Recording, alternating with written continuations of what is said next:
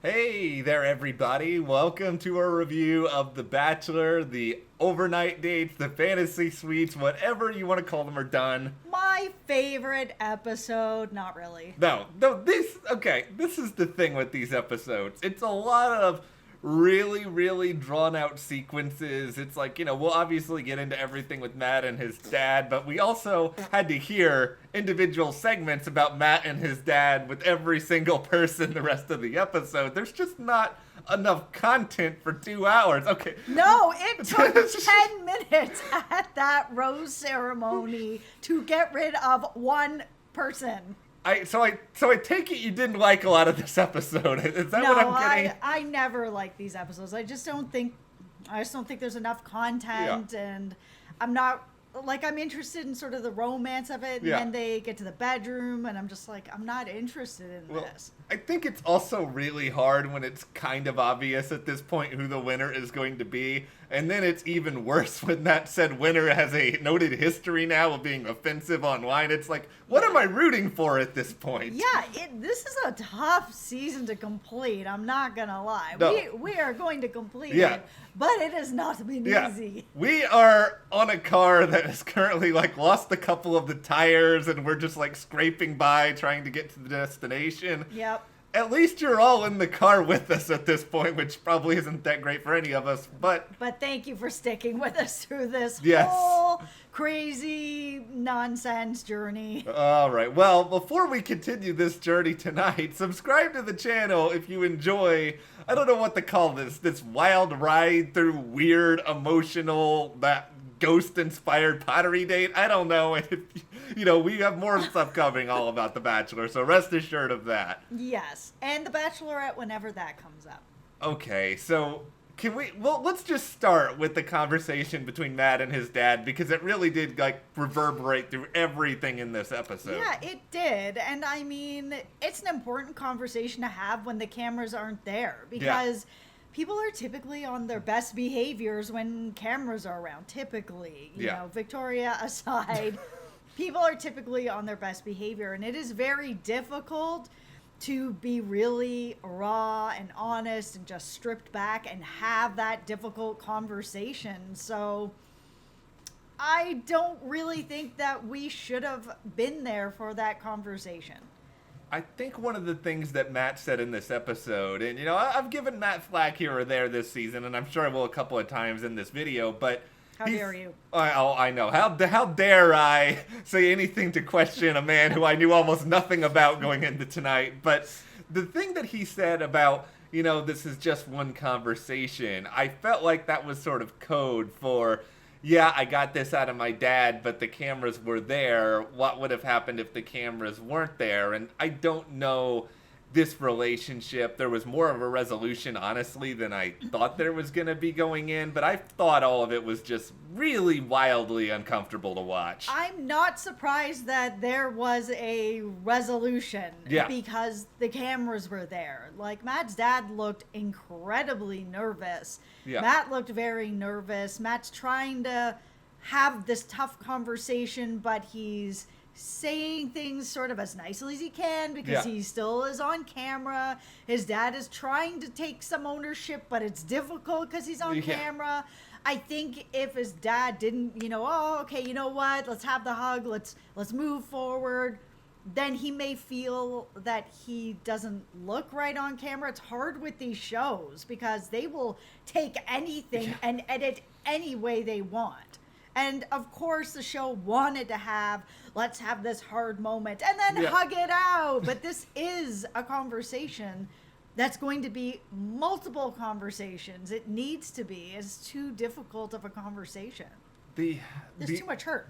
The other thing with this, and it sounded based on the episode as though this was something that Matt wanted, that he wanted his dad to be there. And I want to take that at face value, but because I was really worried coming into this that this was the producers blindsiding him and being like, oh, look, here is your dad out of the blue and you're going to have a hard conversation. And obviously, I guess, theoretically, they could have just told Matt to say what he did in the episode and try to construct it a certain way. But I'm going to believe that he wanted his dad to be there, even... Or they could have blindsided him, but just didn't show that part. and was like, okay, we're going to do this today. And he was like, what? No, what? And then had time to get it all out. And the producers, hey, listen, man, this is going to be good. You can say whatever you want. You can get it all out. Your dad really wants to be here. And the man's like, all right. Yeah. That absolutely could have gone down.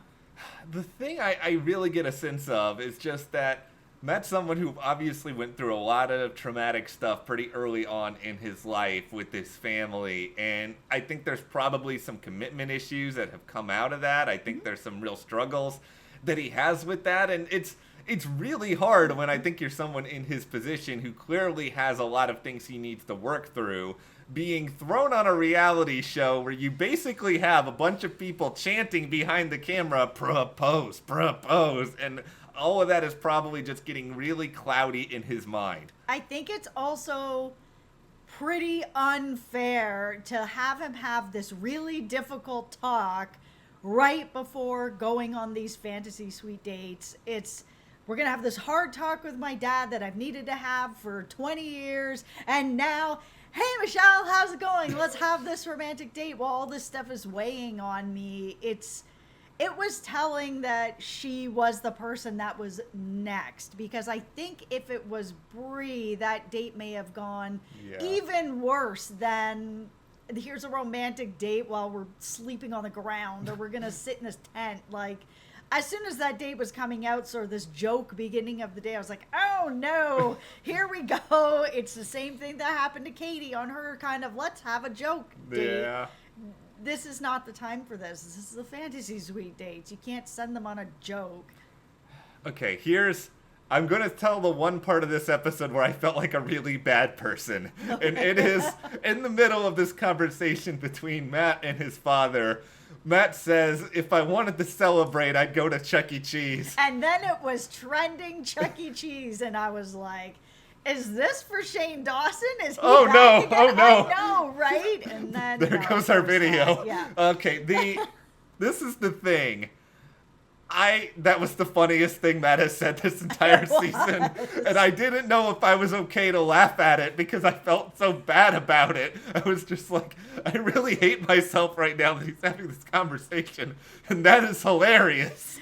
It was pretty hilarious. And it just goes to show that he does have a good sense of humor no matter what.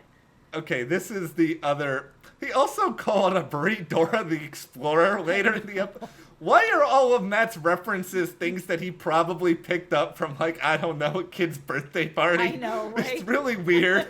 Matt, okay, but you know what, Matt? You do you when it comes to your pop culture references. We will just press on and talk about the dates. Michelle. All of the dates were fine, except for the camping part of it. I mean, they are all sort of what I expected them to be. There was going to be some romance, there's going to be, a nice dinner, and then there was going to be a bed, and then that was going to be it, and wrap it up. It was nice to see some of the conversations that came out. I mean, like I said, Brie kind of got the short end of the stick on this, and it would have been nice to let her have a bit more of a chance, because I felt going into this that she was the person that was in the most trouble already. So give it the best shot you got. I think Matt knew Brie was going before he even went on this date. I think it's a tough position for Brie to be in, and I think it's tough because I'm sure producers are probably like, hey, Matt, buddy, old pal, you want to go on this date and have a good time? See, Brie might still be your person. They probably fill it with all of these sort of thoughts to make him really invested in something that he may like Brie, but he doesn't love Brie, and it's clear to everyone, and Brie clearly loved him, and it was just sad. It was sad, and I mean, when they had that conversation on the bench, and she was saying, I can't be angry, and I shouldn't be hurt, but, I am sad. I was just like, no, you can be angry.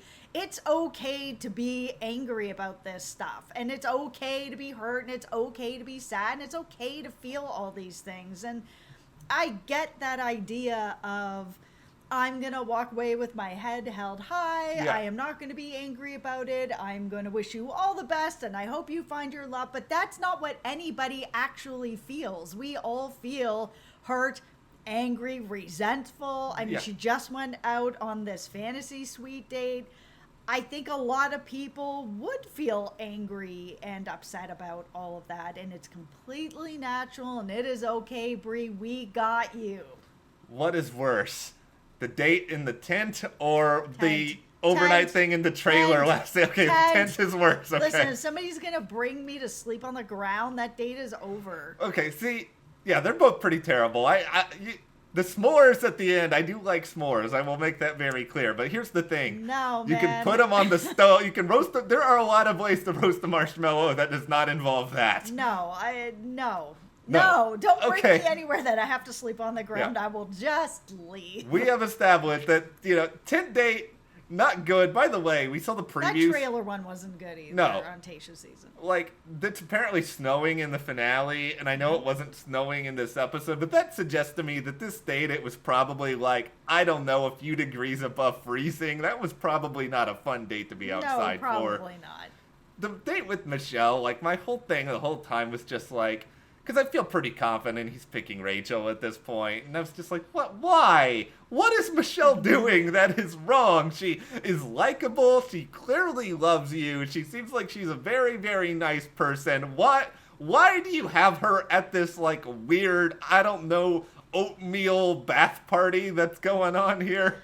I think that the date was romantic, and it had all the makings of being good and romantic, but yes, he is clearly picking Rachel. And even if all this stuff with Chris Harrison hadn't happened, which pretty much confirmed that he's picking Rachel because of how defensive he was about the person who probably wins the show, I mean, I do see a chemistry there with Michelle too, and I just don't know why it's not there for him. I just don't get it. But if we have Michelle as the next Bachelorette, I'm not going to be mad about that.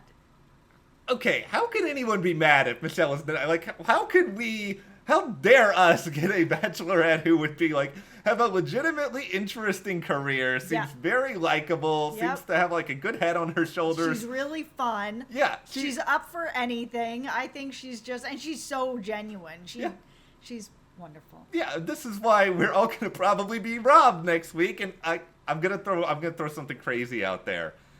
If Matt does pick Rachel, and let's say something happened to the two of them, and they're no longer together. Oh, he's 100% going to end up with Heather.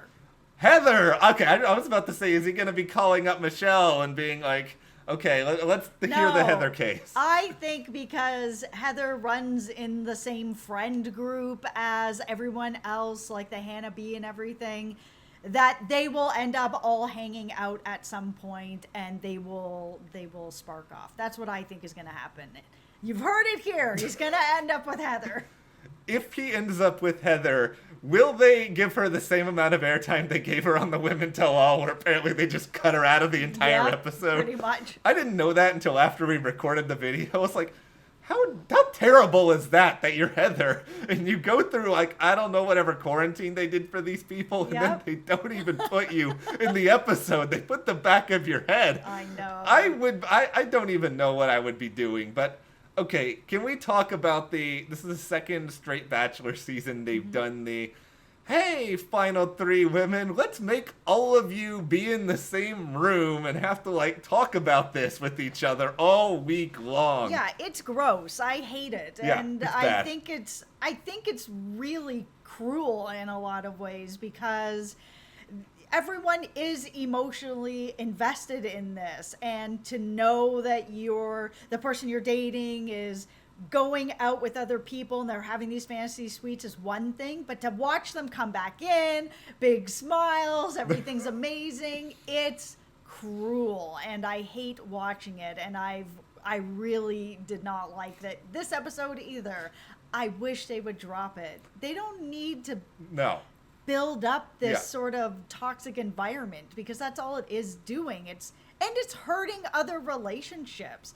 Rachel may have been able to get through it a bit better if woman after woman wasn't coming back with a big smile on their face. She knows it's going on, but it's another thing to sort of keep it out of mind. That's the way you get through the show, so that you can focus on your relationship, because it did hurt the beginning of their date. I think the moment that Rachel said early on in this episode, I really hope I'm first. I knew it in my head at that moment. I was like, oh, they're making you go last now. They're going to make you sit there. Yeah. Here's the other thing that frustrates me about Rachel, and I'm not even talking about the stuff away from the show right now. It's just, I still know nothing about Rachel. I know she's from Georgia. Like, if none of the scandalous stuff happened, that's all I know. Like, I know she loves Matt James. She mentions that all the time, and I'm not throwing shade there. If she wants to love Matt James, that's fine. It's just, I don't know what she wants to do with her future. I don't know very much about her family, even though we saw her family. Like, I have no clue who this person is. Yeah, I don't know a lot about her either, but, I mean, that's on the show as well. Yeah. It's not only on Rachel. Because the show spent the first 7 episodes with a cast that was just filled with toxic people bullying each other. So, I mean, if that's what it's going to focus on for all that time, it was so hard to get to know these women. I'm just thankful that we actually had a chance to get to know someone like Michelle. Yeah. Here's the good news, everyone. Next week is the end of the season, and if things go really sideways... Wow. See, okay. 10 out of 10 for that. I had high hopes. Shade. This is the thing. I really was excited about Matt James coming into this. Man, so was I. I thought this was going to be great. He still doesn't seem like a bad person or anything. He's just not that exciting of TV. And he got saddled with a really rough cast. Yeah, he got a really bad cast. He's had to deal with all of the Chris Harrison nonsense. The woman who he may have ended up picking took part in a horribly offensive event. Every bad thing that could possibly happen to him this season has happened. It's not that fun, but you know what? Hopefully we'll hear about the next Bachelorette by next week. Mm-hmm. Hopefully it'll be Michelle or Katie. We can get someone we like. Yeah. Maybe we'll hear about Bachelor in Paradise soon. That would be all right. See, there's some light at the end of the tunnel here. We just have to go through the worst part of the tunnel still. Right? And it's going to be probably next week. Yeah. But we'll take a deep breath. We're all in this together. Just let us know.